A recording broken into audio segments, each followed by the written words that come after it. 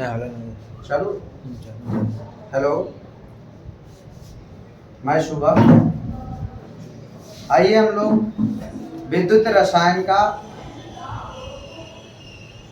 Revision करते हैं।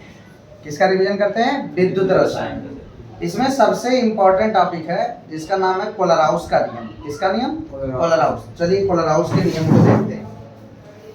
कौन सा नियम? कोलराउस का।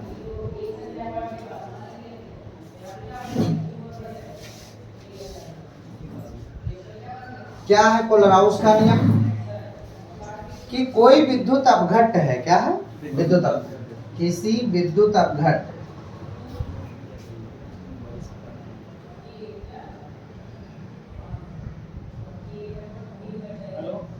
किसी विद्युत अपघट्ट के विलयन की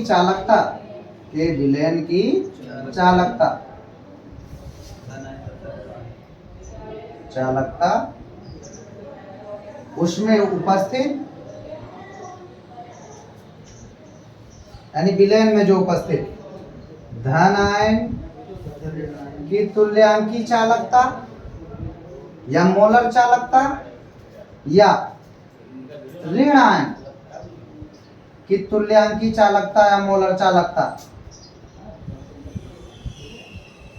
धन आयन की मोलर चालकता और किसकी?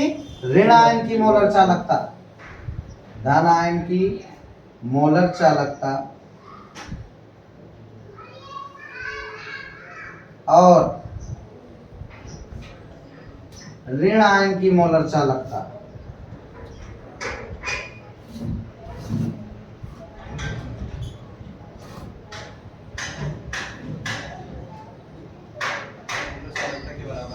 मोलर चालकता के योगफल के बराबर हो, के योग के बराबर हो।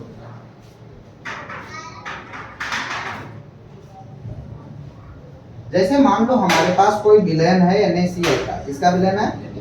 NaCl का विलयन है। तो इसमें सोडियम के धन आयन भी होंगे और क्लोरीन के ऋण आयन भी होंगे। और इस विलयन की तुमसे कोई कह रहा है कि हमें चालकता बताइए, इस विलयन की कितनी चालकता है। तो किसका नियम लगेगा? कोलराउस।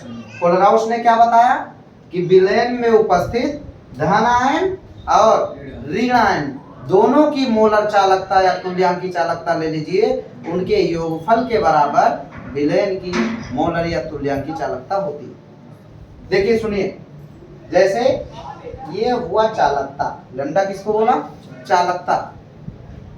अच्छा, यहाँ पर हमने लगाया अनंत तनुता। क्या लगाया? इस निशान का नाम बोलो। अनंत तनुता। और ये कौन है? मोलर चालकता। तो पूरी बात बताओ।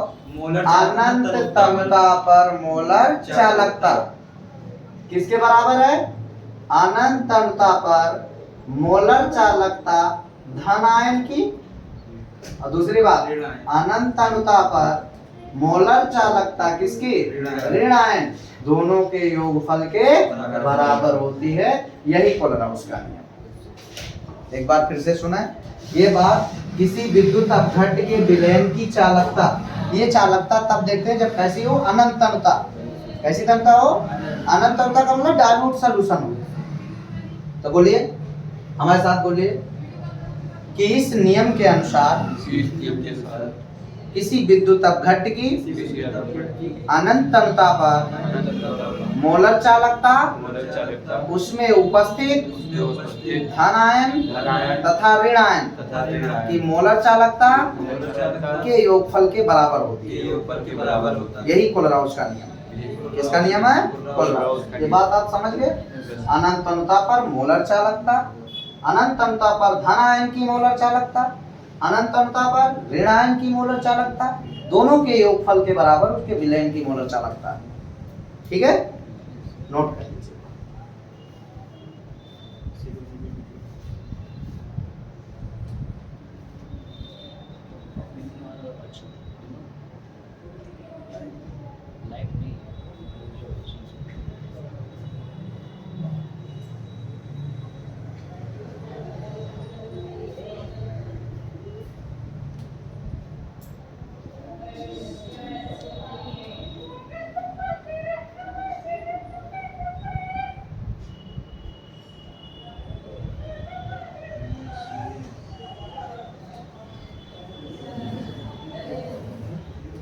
चलिए भाई नोट कर लिया होगा।